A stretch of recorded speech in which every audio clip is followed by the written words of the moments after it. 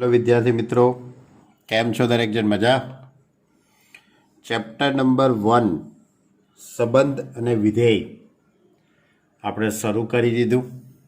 એના લગભગ 4 વિડીયો આપણે બન્યા। ચારે 4 વિડીયો દરેક વિદ્યાર્થીએ ખૂબ જ શાંતિથી જોયા હશે। એના પછીનો જે વિડીયો હતો એની અંદર એટલે ટૂંકમાં આગળની જે વાત હતી એની અંદર આપણે સંબંધ વિશે વાત કરેલી। આપણા ચેપ્ટરનો બીજો જે ભાગ છે તે વિધેય। હવે આપણે વિધેયની વાત લાસ્ટ ટાઈમમાં કરેલી, એટલે આપણો જે છેલ્લો જે વિડીયો હતો એમાં વિધેય એટલે શું, 11મા ધોરણની અંદર જે વિધેયના પ્રકાર તમે સમજેલા હતા એની વાત આપણે કરેલી। અને આપણે જે આપણા સિલેબસની અંદર 12મા ધોરણના જે સિલેબસની અંદર જે વિધેય આપેલું છે એની વાત કે એક વિધેય કોને કહેવાય અને વ્યાપ્ત વિધેય કોને કહેવાય, અનેક વિધેય અને અવ્યાપ્ત વિધેય। એટલે એક વિધેય, અનેક વિધેય, વ્યાપ્ત વિધેય અને અવ્યાપ્ત વિધેય વિશે આપણે સમજેલા, એની વ્યાખ્યા સમજેલા, એના ઉદાહરણો મેં તમને સમજાવેલા અને સ્વાધ્યાય 1.2નો પહેલો દાખલો જોઈ લો। હવે આજે આપણે સ્વાધ્યાય 1.2ને આગળ લઈ જઈએ। સ્વાધ્યાય 1.2 આ રીતે છે એનો દાખલા નંબર 2, ક્વેશ્ચન નંબર 2, નીચે આપેલા વિધેયો એક અથવા વ્યાપ્ત અથવા બંને ગુણધર્મ ધરાવતા વિધેયો છે કે નહીં તે ચકાસો। એટલે કે તમને જે વિધેયો આપેલા છે તે એક વિધેય છે કે વ્યાપ્ત વિધેય છે કે બંને છે, એનું પાલન એટલે કે એની આપણે ચકાસણી કરવાની છે। તો નિયમ પ્રમાણે આપણે વધીએ। પહેલો દાખલો f from n to n fx is equal to X square. આ જે વિધેય છે એનું વિધેય સૂત્ર fx is equal to X square, આ વિધેય સૂત્ર। આની અંદર આ વિધેયનો પ્રદેશ કયો કહેવાય? કેપિટલ N, ડાબી બાજુ જે લખેલું હોય આ પ્રદેશ। કેપિટલ N એટલે પ્રાકૃતિક સંખ્યાઓનો ગણ।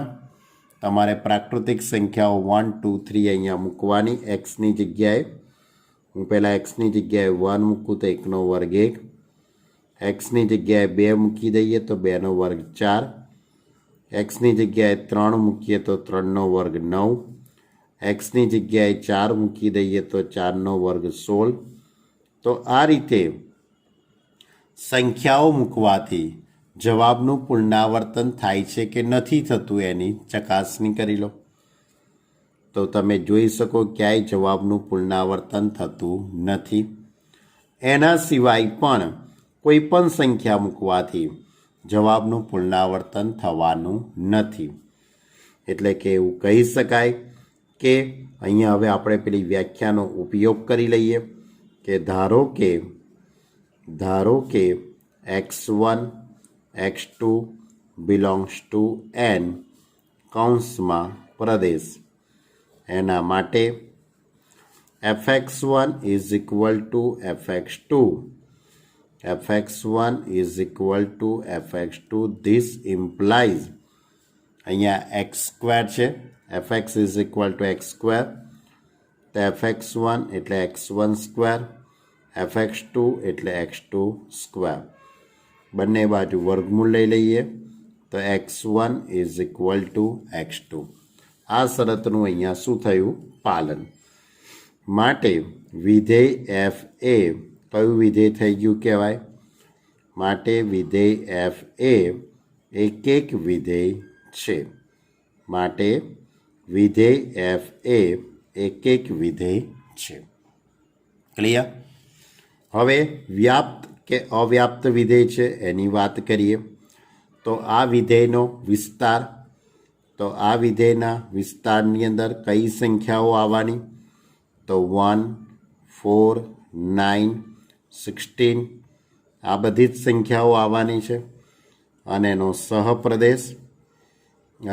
સહપ્રદેશ કયો છે? Capital N। સહપ્રદેશ કયો? Capital N। તો વિસ્તાર અને સહપ્રદેશ બંને સમાન થતા નથી। આ વિધેયનો વિસ્તાર અને સહપ્રદેશ બંને સમાન નથી, માટે આ વિધેય વ્યાપ્ત વિધેય નથી. કારણ કે અહીંયા તમે વર્ગ કરશો એટલે એમાં 1, 4, 9, 16 એવી બધી જ સંખ્યા આવવાની છે.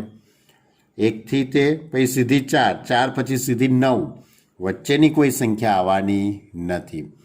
જ્યારે સહપ્રદેશ કયો છે? Capital N. એટલે વિસ્તાર અને સહપ્રદેશ સમાન થતા નથી, તેથી આ વિધેય વ્યાપ્ત વિધેય નથી. એટલે આ વિધેય એક વિધેય છે પણ વ્યાપ્ત વિધેય નથી. ચલો હવે બીજો દાખલો. બીજો દાખલો f from z to z, f from z to z, fx is equal to x square. f from z to z, fx is equal to x square. હવે આ વિધેયનો પ્રદેશ કયો છે? z. એટલે આમાંથી તમારે અલગ અલગ સંખ્યાઓ મૂકવાની. આપણને રકમની અંદર સૂત્ર કયું છે એટલે વિધેય સૂત્ર કયું આપેલું છે? fx is equal to x square. પહેલાં 0 મૂકી દઉં તો 0નો વર્ગ 0 થઈ જશે. પછી 1 મૂકું, 1નો વર્ગ 1 થઈ જશે. 2 મૂકી દઉં તો 2નો વર્ગ 4. 3 મૂકી દઉં તો 3નો વર્ગ 9. 4 મૂકું તો 16. એ રીતે આવશે. પછી -1 મૂકી દેવામાં આવે તો -1નો વર્ગ 1. -2 મૂકીએ તો -2નો વર્ગ 4. -3 મૂકું તો એનો વર્ગ 9. તો આ રીતે અહીંયા અલગ અલગ મેં પૂર્ણાંક મૂકી દીધા. તો પૂર્ણાંક મૂકવાથી તમે જોઈ શકો છો કે જવાબોનું પુનરાવર્તન થઈ ગયું ભાઈ. -2 માટે પણ જવાબ 4 આવ્યો અને 2 માટે પણ 4 જવાબ આવે છે.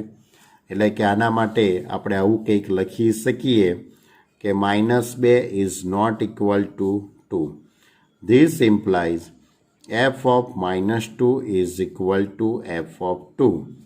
-2 અને 2 એ ભિન્ન સંખ્યાઓ છે પણ એમના જવાબ કેવા છે? સમાન છે.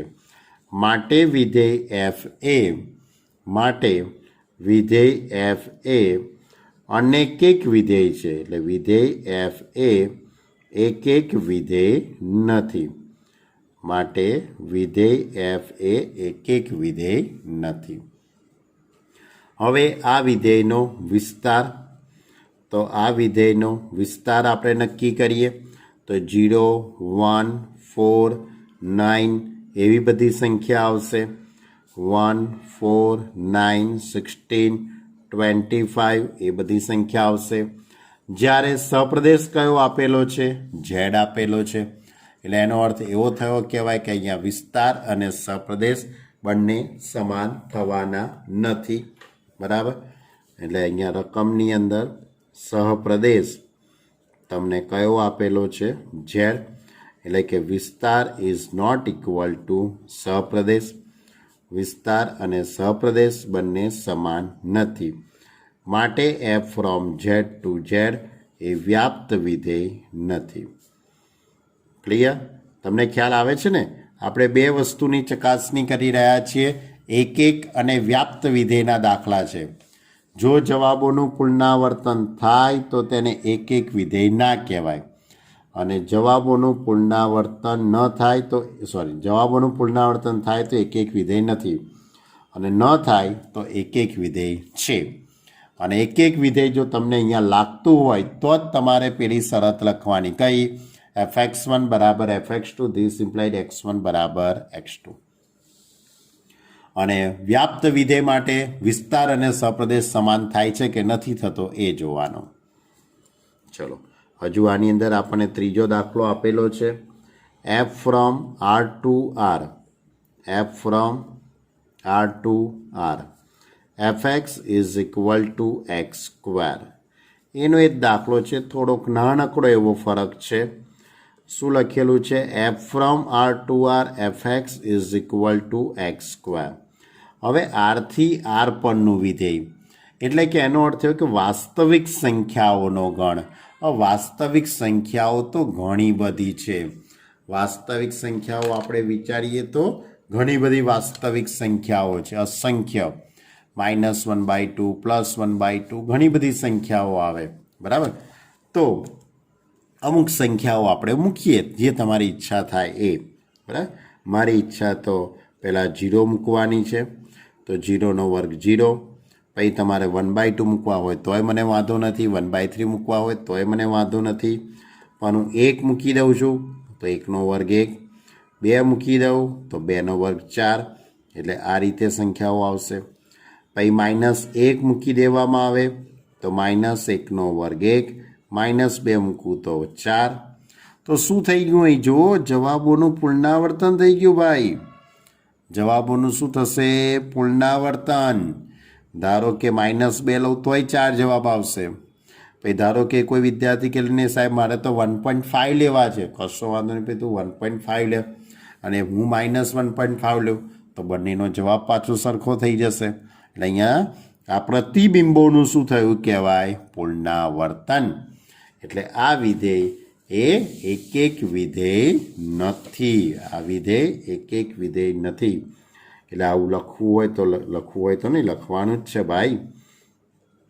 -2 ઇઝ નોટ ઇક્વલ ટુ 2. -2 અને 2 એ ભિન્ન સંખ્યાઓ છે, પણ એમના જવાબ કેવા છે? સમાન છે. માટે અથવા તો આવું પણ લખી શકાય, for every x1 x2 belongs to R કૌંસમાં પ્રદેશ માટે પ્રત્યેક x1 x2 belongs to n માટે x1 not equal to x2 but એમના જવાબ કેવા આવવાના? સરખા આવશે. બરાબર, આ એની વ્યાપક વ્યાખ્યા લખવાની.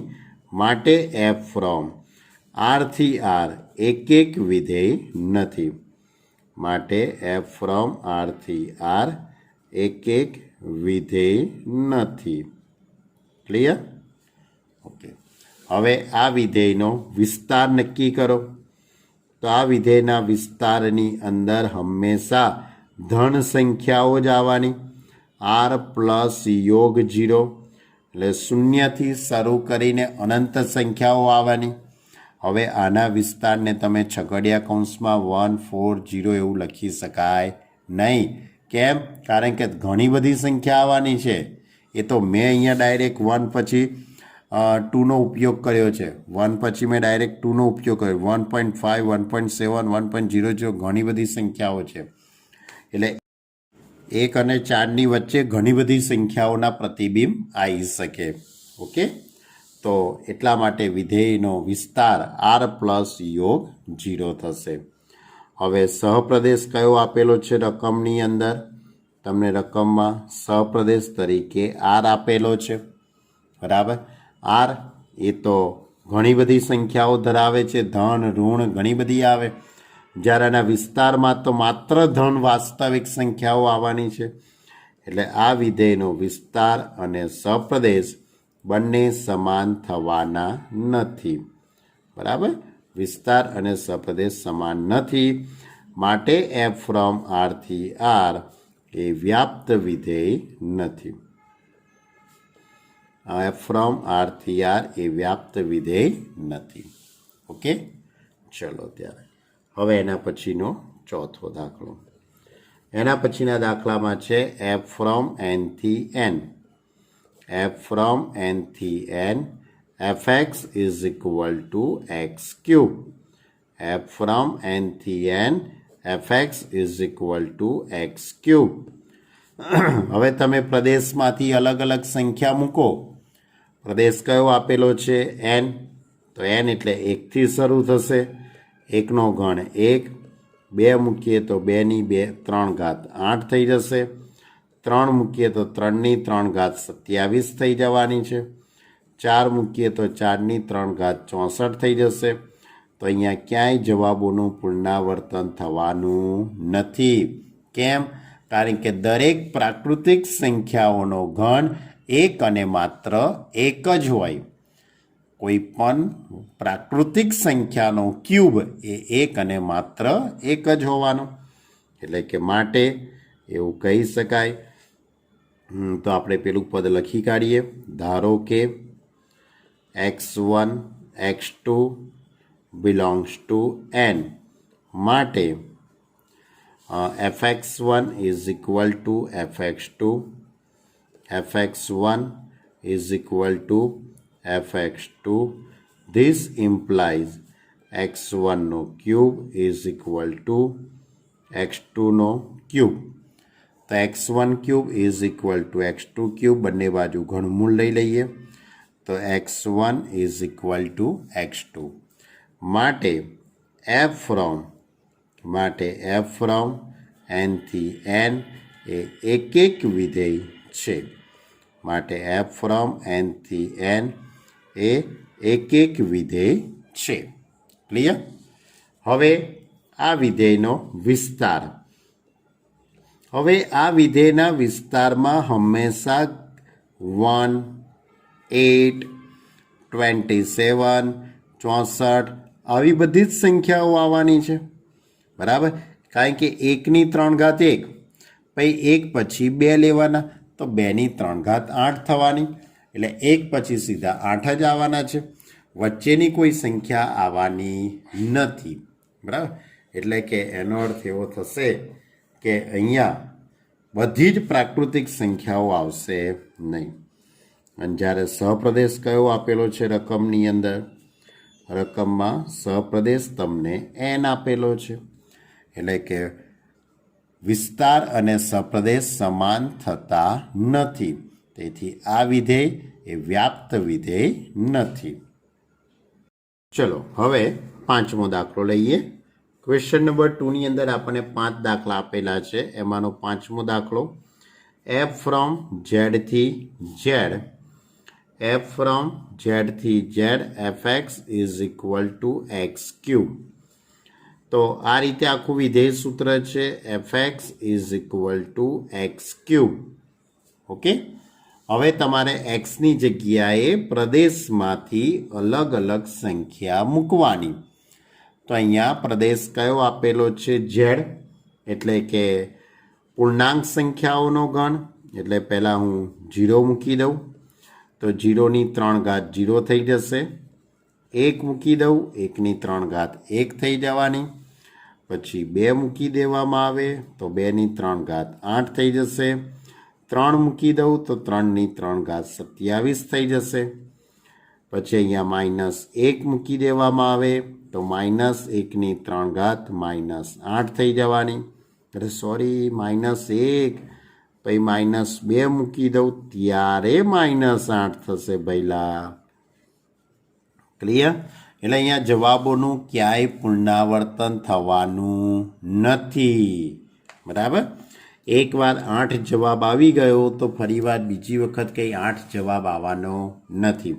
માટે આ વિધેય એક વિધેય છે તેમ કહી શકાય. તો એના માટે આપણે લખી કાઢીએ. ધારો કે x1 x2 belongs to z, કૌંસમાં પ્રદેશ. માટે fx1 is equal to fx2. This implies x1 નો cube is equal to x2 નો ક્યુબ. બંને બાજુ ઘનમૂળ લઈએ તો x1 is equal to x2. માટે f from z થી z, માટે f from z થી z એ એક વિધેય છે. માટે f from z થી z એ એક વિધેય છે. ક્લિયર? એટલે કે અહીંયા જવાબોનું શું થયું છે? પુનરાવર્તન થયું નથી. હવે આ વિધેયનો વિસ્તાર તમે વિચારો. આ વિધેયના વિસ્તારની અંદર કઈ સંખ્યાઓ આવશે? 0 આવશે, 1, 8, 27, આ બાજુ -1, -8 એ બધી સંખ્યાઓ આવશે. તો 1 પછી સીધા 8 જ આવવાના છે. બરાબર? કેમ? કારણ કે આપણી જોડે z છે. એટલે કે એનો અર્થ એવો થયો, પૂર્ણાંક થયો કહેવાય. 1 પછી સીધા 2 જ આવવાના છે. એટલે જવાબનું એટલે કે 0, 1, 8, -1, -8 એવી જ સંખ્યાઓ આવવાની છે. તથા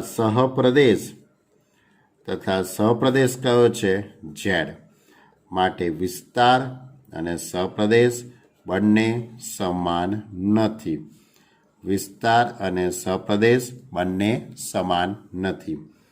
માટે F from Z to Z માટે F from Z to Z એ વ્યાપ્ત વિધેય નથી.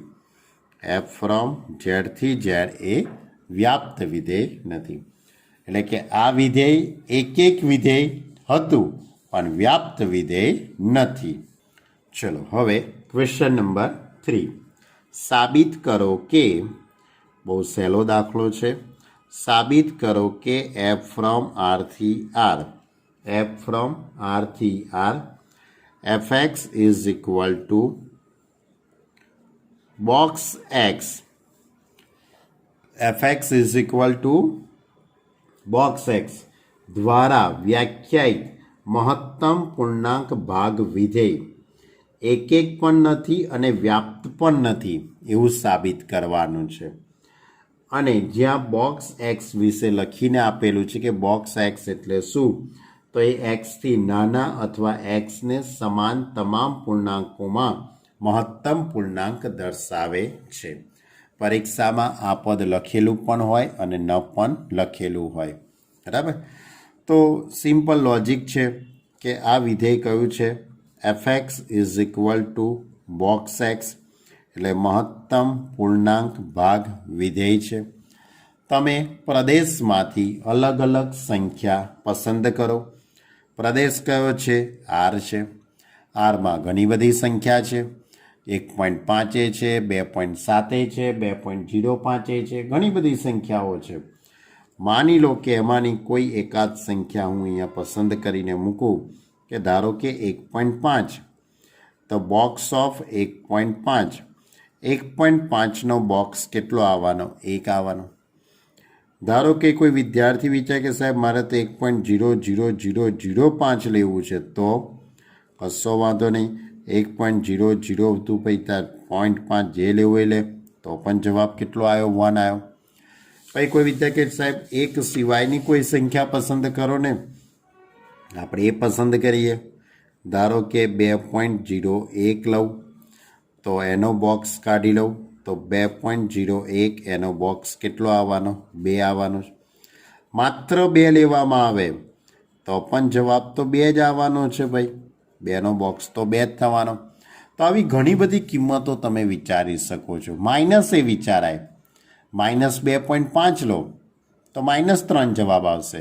માઇનસ કોઈ ઋણ સંખ્યા આપણે મૂકી જોઈએ એટલે કોઈને ખોટું પણ ના લાગે ભાઈ. ધારો કે -1.5, તો -1.5 છે તો એનો જવાબ કેટલો આવશે, -2. -1.7 લઉં તો જવાબ -2. ટૂંકમાં આવી અસંખ્ય કિંમતો આપણે અહીંયા પુટ કરી શકીએ છીએ. તો અહીંયા જવાબોનું પુનરાવર્તન થાય છે. બરાબર. એટલે એના માટે કંઈક આંકડાકીય માહિતીમાં લખવું હોય તો પણ લખી શકાય કે દાખલા તરીકે અહીંયા મેં લખ્યું છે તે મુજબ 1.5 ઇઝ નોટ ઇક્વલ ટુ 1.005, પણ એમના જવાબ કેવા છે, સરખા છે. F of 1.5 is equal to f of 1.005. Clear. તેથી આ વિધેય એટલે કે એને હજુ એકવાર લખી કાઢીએ, x1 not equal to x2. તો એક વસ્તુ લખવાની રહી ગઈ. ધારો કે x1 x2 belongs to R કૌંસમાં પ્રદેશ, લખવાનું ભૂલાય ના ભાઈઓ. માટે x1 not equal to x2, but એમના આન્સર કેવા આવે છે, સરખા આવે છે. માટે આ વિધેય એફ એ માટે એફ ફ્રોમ આરથી આર એ એક વિધેય નથી. માટે એફ ફ્રોમ આરથી આર એ એક વિધેય નથી. હવે આ વિધેયનો વિસ્તાર. તો તમે આ વિધેયના વિસ્તાર વિશે તમે શું કહી શકશો બાળકો? તો આ વિધેયના વિસ્તારમાં હંમેશા પૂર્ણાંક સંખ્યાઓ જ આવવાની, કારણ કે કોઈ પણ પોઈન્ટવાળી સંખ્યા લેશો તો એનો જવાબ તમારો આ રીતે જ આવવાનો છે. બરાબર. તો આ વિધેયનો વિસ્તાર એ હંમેશા ઝેડ હશે. વિસ્તાર કયો આવવાનો? હંમેશા ઝેડ. જ્યારે રકમની અંદર તમને સહપ્રદેશ કયો આપેલો છે? આર આપેલો છે. એટલે એનો અર્થ એવો થઈ ગયો કહેવાય કે વિસ્તાર અને સહપ્રદેશ બંને સમાન નથી. વિસ્તાર અને સહપ્રદેશ સમાન નથી, માટે એફ એ વ્યાપ્ત વિધેય નથી. માટે F from R to R એ વ્યાપ્ત વિધેય નથી. ઓકે, તો આપણે એ જ સાબિત કરવાનું હતું કે આ વિધેય એક પણ નથી અને વ્યાપ્ત વિધેય પણ નથી. ઓકે, ચલો હવે આગળનો ક્વેશ્ચન લઈએ. Question number 4. સાબિત કરો કે માનાંક વિધેય, કયું વિધેય? માનાંક વિધેય F from R to R, F from R to R, fx is equal to માનાંકમાં X. fx is equal to માનાંકમાં એક્સ દ્વારા વ્યાખ્યાયિત વિધેય એક પણ નથી અને વ્યાપ્ત પણ નથી તેમ સાબિત કરો. કરી કાઢીએ ભાઈ, બહુ સિમ્પલ છે. આ પણ fx ઇઝ ઇક્વલ ટુ માનાંકમાં એક્સ મૂકી દઈએ. કોઈ પણ ધન સંખ્યાઓ મૂકીએ, કોઈ પણ ઋણ સંખ્યાઓ મૂકીએ, ઈચ્છા થાય. કારણ કે આર છે, ઘણું બધું છે એમાં, તો ભાઈ ઢગલો ખજાનો છે એની જોડે. તો 0 મૂકીએ તો 0નો માનાંક શું થવાનો? 0. પછી 1 મૂકું તો 1નો માનાંક શોધી કાઢો, તો 1. પછી 2 મૂકીએ તો 2નો માનાંક શોધી કાઢો, માનાંકમાં 2, તો એનો જવાબ એ 2. આવી ઘણી બધી સંખ્યાઓ અંદર આવે. પછી -1 મૂકીએ તો -1નો માનાંક એ +1 થવાનો. -2 મૂકવું તો એનો માનાંક +2 થવાનો છે ભાઈ. તો અહીંયા જવાબોનું શું થઈ ગયું? પુનરાવર્તન. પ્રતિબિંબોનું પુનરાવર્તન થઈ ગયું. એટલે આ વિધેય એક વિધેય નથી. એટલે એવું લખી કાઢીએ. માની લો કે -1 અને 1 આ બંને ભિન્ન નથી, પણ એમના જવાબ સરખા આવ્યા. એમના પ્રતિબિંબ કેવા આવ્યા? સરખા આવે છે. એટલે વ્યાપક ભાષામાં લખી દઈએ. વ્યાપક રીતે ધારો કે x1 x2 belongs to R. પ્રદેશમાંથી એવા બે ઘટકો લીધા x1 અને x2 માટે x1 x2 belongs to R માટે x1 is not equal to x2, but this implies fx1 is equal to fx2. બરાબર. માટે f એ એક વિધેય નથી. f કયું વિધેય નથી? એક વિધેય નથી. ક્લિયર? એટલે અનેક વિધેય થયું કહેવાય. એક વિધેય ના હોય એટલે કેવું વિધેય હોય? અનેક. હવે આ વિધેયનો વિસ્તાર વિચારો તમે.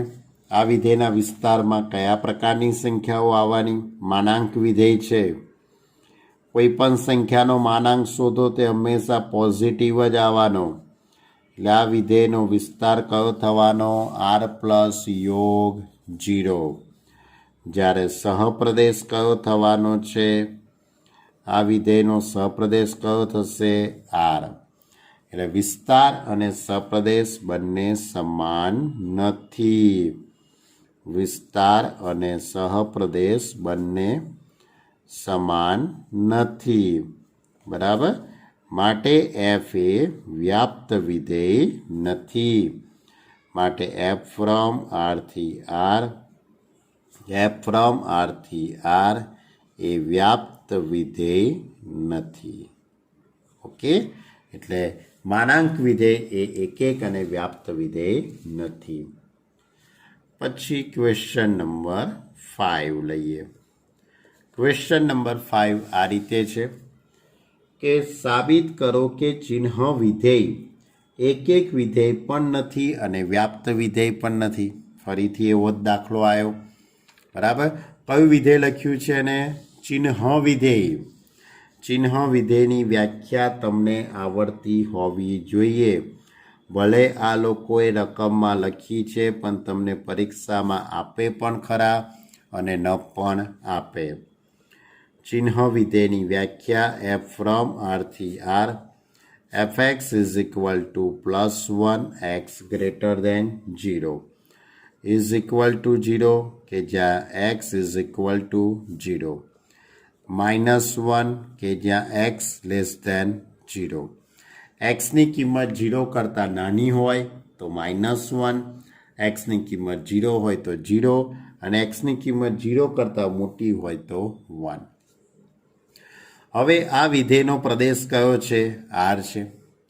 વિધેયનો પ્રદેશ આર એટલે ઘણી બધી સંખ્યાઓ છે, અસંખ્ય. તમારી ઈચ્છા થાય એવી કોઈ સંખ્યાઓ ઉપાડો, બરાબર. માની લો કે હું 0 લઉં તો 0માં તો જવાબ 0 જ આવવાનો. કોઈ પણ ધન સંખ્યા લઈએ તો વિધેયનો જવાબ તો +1 જ આવશે, બરાબર. ધારો કે 2 લઈશ તોય જવાબ +1 આવશે, 3 લઈશું તોય જવાબ +1 આવશે. ક્લિયર? કોઈ પણ સંખ્યા ઉઠાવી હોય ઉઠાવી શકાય. -1 લઈશ, ઋણ સંખ્યા લઈશ તોય જવાબ -1 આવવાનો, કારણ કે ઋણ સંખ્યામાં જવાબ કેવો આવે છે? -1. ક્લિયર? તો ધારો કે કોઈ વિદ્યાર્થી -2 લે તો એનો જવાબ કેટલો આવશે? -1. એટલે કોઈ પણ ધન સંખ્યા લઈએ તો જવાબ +1 આવે છે અને કોઈ પણ ઋણ સંખ્યા લઈએ છીએ તો જવાબ કેવો આવે છે? માઇનસ. એટલે એનો અર્થ એવો થઈ ગયો, કહેવાય શોર્ટ એન્ડ સ્વીટમાં કે ભાઈ જવાબોનું પુનરાવર્તન થયું, પ્રતિબિંબોનું પુનરાવર્તન થઈ ગયું. એટલે કે ધારો કે 2 અને 3 કોઈ પણ લગાવ, 2 અને 3 સરખા નથી પણ એમના જવાબ સરખા આવ્યા.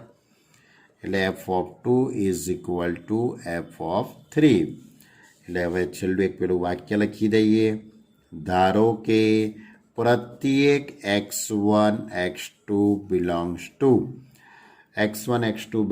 to R કૌંસમાં પ્રદેશ માટે x1 is not equal to x2 but એમના જવાબ કેવા હશે? સરખા.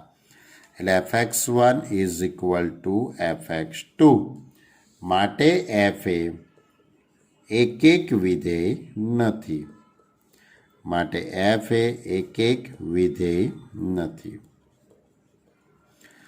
હવે આ વિધેયનો વિચારો.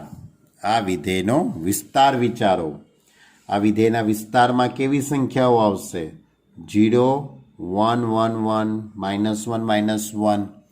એટલે 0, 1 અને -1 આ ત્રણ સંખ્યા સિવાય બીજો કોઈ પ્રતિબિંબ એમને મળવાનું નથી, કારણ કે ચિહ્ન વિધેય છે. કોઈ પણ ધન સંખ્યા માટે જવાબ +1 લખવાનો છે, ઋણ સંખ્યામાં જવાબ -1 લખવાનો છે, બરાબર. એટલે કે આ વિધેયનો વિસ્તાર -1, 0 અને 1. આ વિધેયનો વિસ્તારમાં હંમેશા ધન સંખ્યા એટલે 0, 1 અને -1. હવે જ્યારે સહપ્રદેશ કયો આપેલો છે રકમમાં? તો રકમમાં તમે જુઓ સહપ્રદેશ તો આર આપેલો છે. આર એટલે તો ઘણી બધી સંખ્યા થઈ ગઈ ભાઈ, કેટલી બધી થઈ. તો આ વિધેયનો વિસ્તાર અને સહપ્રદેશ બંને સમાન થવાના નથી. માટે f ફ્રોમ આરથી આર એ વ્યાપ્ત વિધેય નથી. એટલે આ વિધેય એક પણ નથી અને વ્યાપ્ત વિધેય પણ નથી. કયો દાખલો હતો આ? દાખલા નંબર 5. ચલો હવે ક્વેશ્ચન નંબર 6 લઈએ. ક્વેશ્ચન નંબર 6 આ રીતે છે. a ઇઝ ઇક્વલ ટુ ગણ એની અંદર 1, 2, 3. ગણ બીની અંદર કયા ઘટકો છે? ગણ બીની અંદર 4, 5, 6, 7 અને વિધેય f from a to b.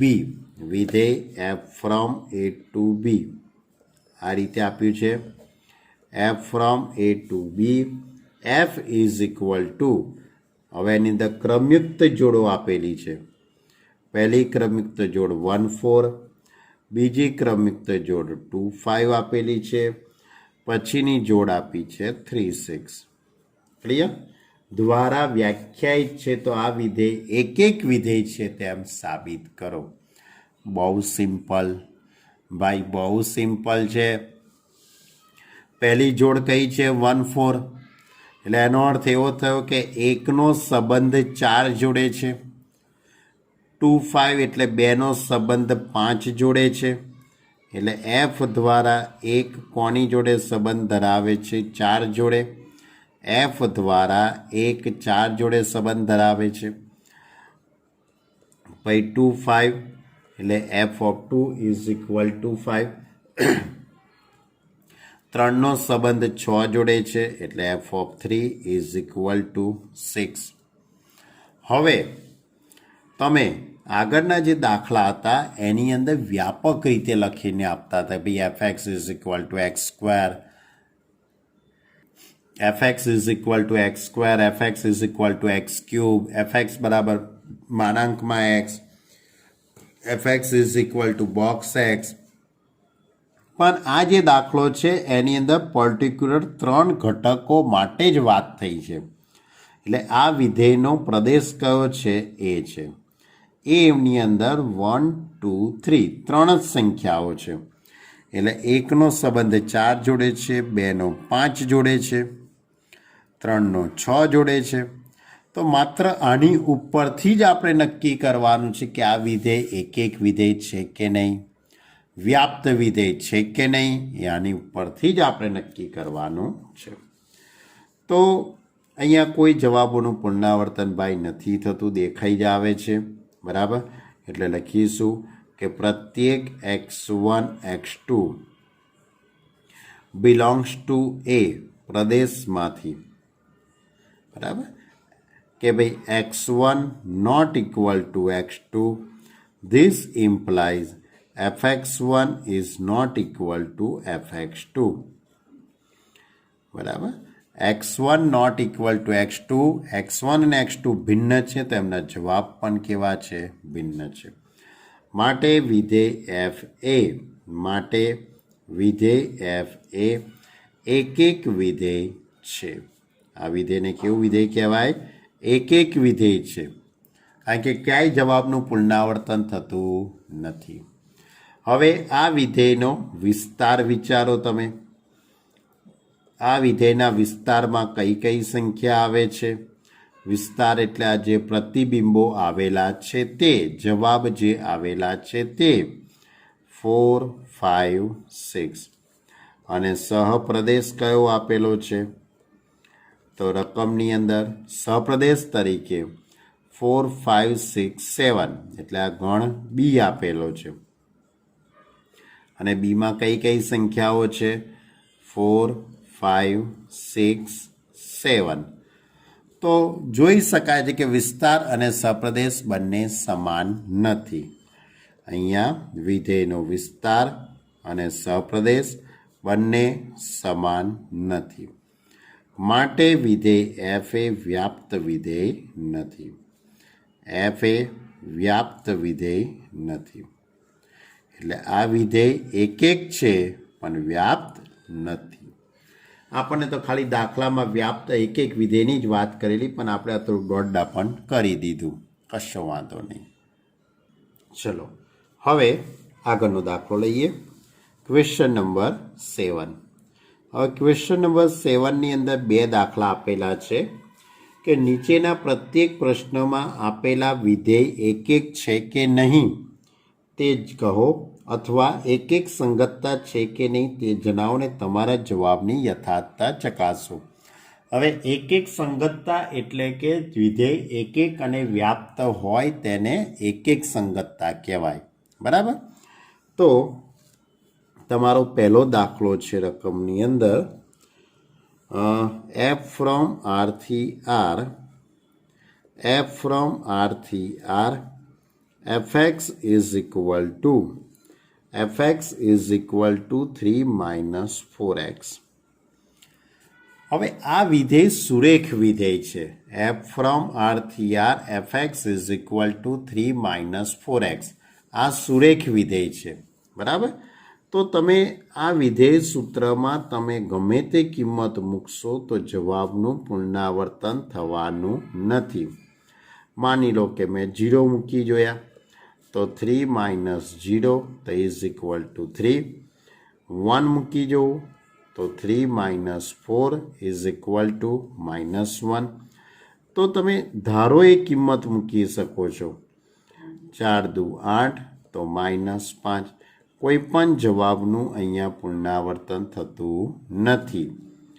-1 મૂકવામાં આવે તો 3 + 4 ઇઝ ઇક્વલ ટુ 7. કારણ કે આ વાસ્તવિક સંખ્યાઓ છે અને આ સુરેખ વિધેય છે, તો તમે અહીંયા કોઈ પણ જવાબનું પુનરાવર્તન થતું નથી.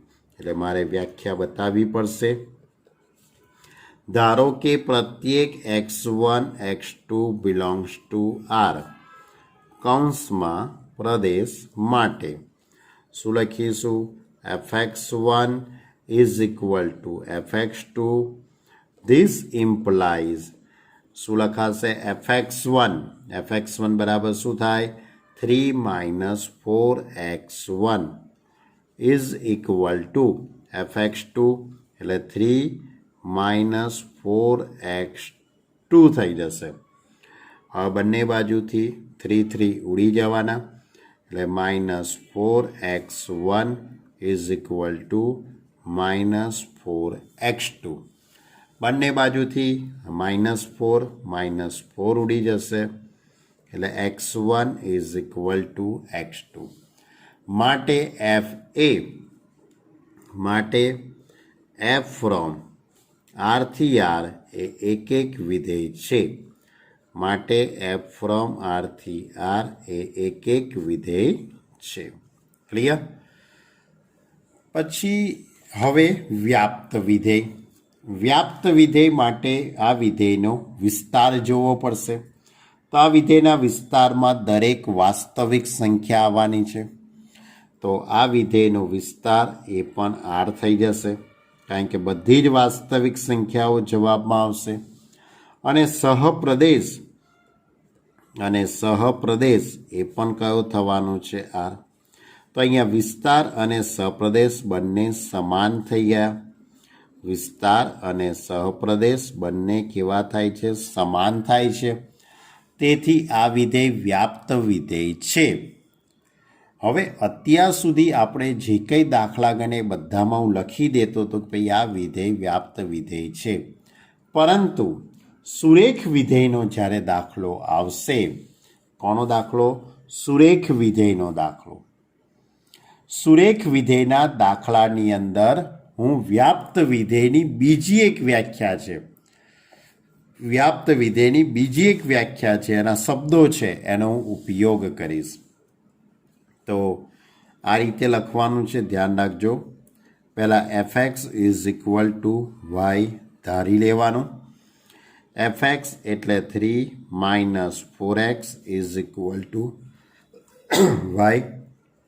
તો એની પરથી 4x is equal to 3 - y. માટે x is equal to 3 - y upon 4. એક્સને શું બનાવ્યો મેં? કર્તા બનાવ્યો. હવે તમારે એક વાક્ય લખવાનું કે પ્રત્યેક y બિલોંગ્સ ટુ આર. કયો? સહપ્રદેશ ને સંગત ને અનુરૂપ અથવા તો સંગત અનુરૂપ x બિલોંગ્સ ટુ આર. અનન્ય x બિલોંગ્સ ટુ આર પ્રદેશ એવો મળે કે જેથી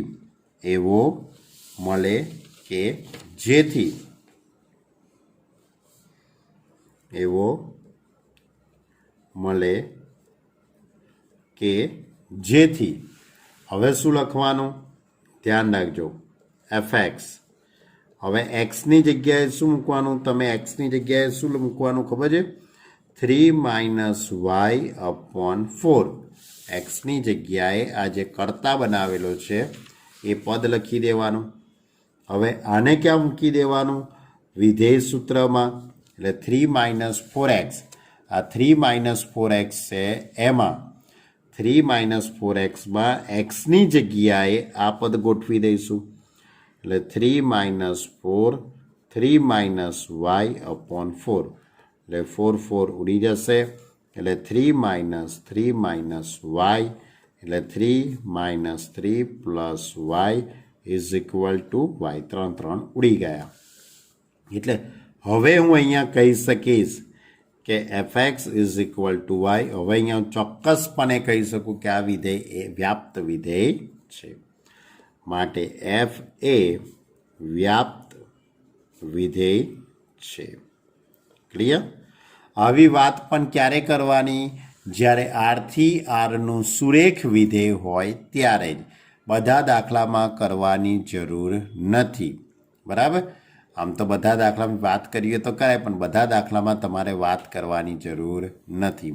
ખાલી સુરેખ વિધેયનો દાખલો હોય ત્યારે જ તમારે fx બરાબર y ધારી લેવાનું, એક્સને કરતા બનાવી દેવાનો અને એક્સની કિંમત પાછી રકમમાં એક્સની જગ્યાએ મૂકી દેવાની. બરાબર? તો હવે આ હતો આપણો બીજો દાખલો, પહેલો. હવે ક્વેશ્ચન 7નો બીજો દાખલો. બીજો દાખલો કંઈક આ રીતે છે. f from r થી r, fx is equal to 1 + x square, 1 + x square. હવે આપણે ચકાસણી કરીએ કે આ વિધેય એક વિધેય છે કે વ્યાપ્ત વિધેય છે. કરી કાઢીએ ચકાસણી. ચલો ભાઈ. તો આપણી જોડે વિધેય સૂત્ર કયું આપેલું છે? રકમની અંદર વિધેય સૂત્ર કયું આપેલું છે? fx is equal to 1 + x square, 1 + x square. પ્રદેશમાંથી અલગ અલગ વાસ્તવિક સંખ્યાઓ આપણે પસંદ કરીને મૂકી દઈએ. હું એક્સની જગ્યાએ 0 મૂકી દઉં. 1 + 0 તો 1. એક્સની જગ્યાએ 1 મૂકી દઈએ તો 1 નો વર્ગ 1 એટલે કે 2. એક્સની જગ્યાએ 2 મૂકી દઈએ તો 1 + 4 ઇઝ ઇક્વલ ટુ 5. તો -1 મૂકી દઈએ તો 1 + 1 ઇઝ ઇક્વલ ટુ 2. પછી -2 મૂકી દઈએ તો 1 + 4 એટલે કે 5. તો અહીંયા જવાબોનું શું થઈ ગયું? પુનરાવર્તન થઈ ગયું. હવે આગળ કંઈ બુદ્ધિ દોડાવવાની કોઈ જરૂર છે નહીં. બરાબર? જવાબોનું ભાઈ પુનરાવર્તન થઈ ગયું. તમારે 1/2 મૂકવા હોય તોય મને વાંધો નથી, 1/3 મૂકવા હોય તોય વાંધો નથી. બરાબર? એટલે કે અહીંયા લખી કાઢીએ કે ધારો કે -1 અને 1 ભિન્ન સંખ્યાઓ છે, પણ એમના જવાબો કેવા છે? સરખા છે. એટલે કે x1 x2 belongs to, પ્રત્યેક x1 x2 belongs to r કૌંસમાં પ્રદેશ માટે fx x1 not equal to x2. This implies fx1 is equal to fx2. Clear? માટે f એ એક વિધેય નથી. f એક વિધેય નથી. હવે વ્યાપ્ત વિધેયની વાત કરીએ તો આ વિધેયનો વિસ્તાર કયો આવશે? તો આ વિધેયના વિસ્તારમાં હંમેશા એકથી મોટી સંખ્યા જ આવવાની, કારણ કે 1 + x સ્ક્વેર છે. શું છે રકમમાં? 1 + x સ્ક્વેર છે. એટલે કે હંમેશા આ વિધેયનો વિસ્તાર એ એકથી મોટી સંખ્યા જ આવશે. એટલે આ વિધેયનો વિસ્તાર 1 to ઇન્ફિનિટિવ. જ્યારે સહપ્રદેશ કયો આપેલો છે? જો સહપ્રદેશ તો કેપિટલ R છે. તો આ બંને સરખા થયા ના થયા કહેવાય ને. એટલે વિસ્તાર અને સહપ્રદેશ બંને સમાન નથી. વિસ્તાર અને સહપ્રદેશ બંને સમાન નથી. માટે આપેલું વિધેય એફ એ વ્યાપ્ત વિધેય નથી. ક્લિયર? ખ્યાલ આવ્યો? ટૂંકમાં આખું સ્વાધ્યાય એક જ મેથડ ઉપર જઈ રહ્યું છે. આપેલું વિધેય એક વિધેય છે કે નહીં તેની ચકાસણી કરો. આપેલું વિધેય વ્યાપ્ત વિધેય છે કે નહીં તેની ચકાસણી કરો. બધા જ દાખલામાં આ રીતે તમારે સંખ્યાઓ મૂકવાની. જવાબોનું આ રીતે પુનરાવર્તન થાય તો એક નથી. પુનરાવર્તન થાય તો એક નથી એટલે તમારે આ લખી દેવાનું. અને જો પુનરાવર્તન ન થતું હોય, બરાબર, પુનરાવર્તન ન થતું હોય ને એક વિધેય હોય તો તમારે આવું સ્ટેપ લખવાનું. આ ધ્યાન રાખજો. એક વિધેય હોય તો તમારે fx1 બરાબર fx2 ધીસ ઇમ્પ્લાઇઝ x1 બરાબર x2 આવું સાબિત કરવાનું. ક્યારે? એક વિધેય હોય તો જ, બરાબર. અને અનેક હોય એટલે એક વિધેય ના હોય તો તમારે આવું જ લખી દેવાનું. ક્લિયર? અને વ્યાપ્ત વિધેયની અંદર તો બધા જ દાખલા એક જ સરખી રીતે વિસ્તાર અને સપ્રદેશ સરખો થાય તો એને વ્યાપ્ત વિધેય, અને વિસ્તાર અને સપ્રદેશ સરખો ન થાય તો એને વ્યાપ્ત વિધેય નથી. અને આ દાખલો અપવાદરૂપ દાખલો હતો. કેમ? કારણ કે સુરેખ વિધેય હોય. જ્યારે સુરેખ વિધેયનો દાખલો હોય ત્યારે તમારે વ્યાપ્ત વિધેયની આ ગણતરી કરવી પડશે. ઓકે? છતાં પણ કોઈ વિદ્યાર્થીને કોઈ પણ કન્ફ્યુઝન હોય તો તમે મારો ફોન કરીને મારો સંપર્ક કરી શકો છો. Okay student? આટલું જરાક શાંતિથી તમે વિચારો, સમજો અને લખો. પછી આપણે હવે આવતી વખતે 8, 9, 10 3 દાખલા બાકી રહ્યા છે અને 2 MCQ બાકી રહ્યા છે. એની વાત આપણે આવતા અંકે કરીશું અને નવા ટોપિકની પછી વાત કરીશું. Okay student? બાય.